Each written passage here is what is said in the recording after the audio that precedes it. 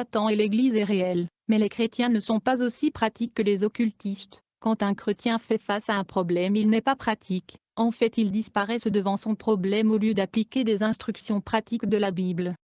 Chantal m'avait dit que Lucifer fut créé 6000 ans avant les hommes. Il est 7 fois puissant que des anges moyens, mais les anges sont 7 fois plus puissants que les sirènes, qui sont 7 fois plus puissantes que les hommes. Dieu accorde parfois au diable l'accès à son trône. Lucifer est un grand et puissant chérubin aux ailes déployées. Quand il était au ciel, il était censé compléter un programme dans le 7 montagnes qui représente le 7 connaissances, mais il n'a atteint que le 3e niveau, et puis il se rebella, quand il y eut insurrection et soulèvement au ciel. Dieu connaissait tout dès le départ, mais il a permis cette rébellion et révolte de suivre sa cour. Le diable a commencé cette insurrection et révolution avec Belzébul et Ataroth. Il fut rejoint par un autre ange supérieur puissant qui est adoré depuis l'Antiquité au nom de la Reine du Ciel. Cet ange est adoré dans toutes les civilisations, comme en Égypte au nom d'Isis, Iter dans le Moyen-Orient, ou Notre-Dame l'Immaculée Sainte Vierge dans la religion catholique.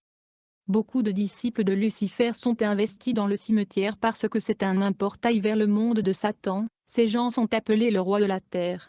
À chaque fois qu'un homme signe un contrat avec le diable, le bénéficiaire est toujours le diable, qui ne respecte jamais ses engagements car il est un trompeur. Quand j'ai signé le contrat avec le monde invisible, il était écrit dans le parchemin, « Tu nous aideras dans le monde physique et nous allons vous aider dans le monde invisible ». Mais le diable est un malin. En effet, je me souviens d'un comédien célèbre dans notre pays qui avait signé un contrat avec le démon de la comédie du monde de Pandémonium. Le démon Rishacha est le dieu de la comédie et de l'humour, celui qui fait rire les gens dans le monde infernal de Satan. Quand le comédien avait signé un pacte avec ce démon, il ne savait pas qu'il y avait de termes et conditions cachés dans l'accord qu'il avait signé. C'est ainsi que ce comédien tomba victime car le démon de la comédie tua son fils. En fait, pour obtenir quelque chose de Lucifer, vous aurez besoin de sa signature et de celle de Belzébul et Ataroth. Si vous osez vous asseoir sur la même table avec Lucifer, il vous convaincra sûrement que Dieu est un dictateur et qu'il a mal réagi, et que Dieu lui a traité injustement. Après qu'il fut expulsé de sa patrie, le diable avait promis à Dieu qu'il s'opposera à lui et il effacera son nom sur la terre. Il accuse souvent la Bible d'être un outil de propagande qui le discrédite. Il dit toujours qu'il a une mauvaise réputation à cause de la Bible. Mais à vrai dire, le diable est un criminel et meurtrier. Ainsi, après avoir été expulsé du ciel, Dieu a décrit la condamnation de Lucifer et ses anges, et leur sort fut scellé, qui est le lac de feu et de soufre. Mais Dieu a donné une courte période à Lucifer et ses anges d'opérer librement dans l'univers avant d'appliquer la sanction sur lui et ses anges.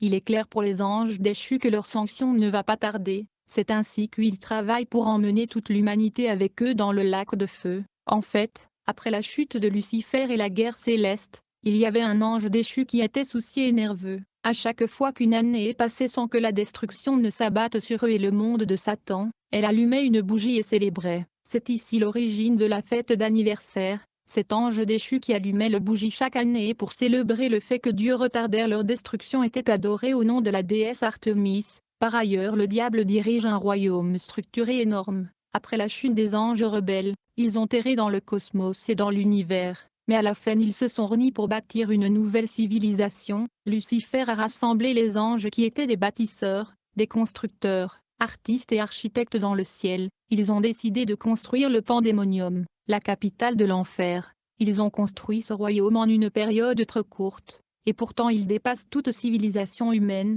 Le royaume de Lucifer est dans les airs, sous la mer et sous la terre. Il a beaucoup de régions, comme le monde de Polium, le monde de Cro-Magnon, le monde Pestifera, le monde Tartare,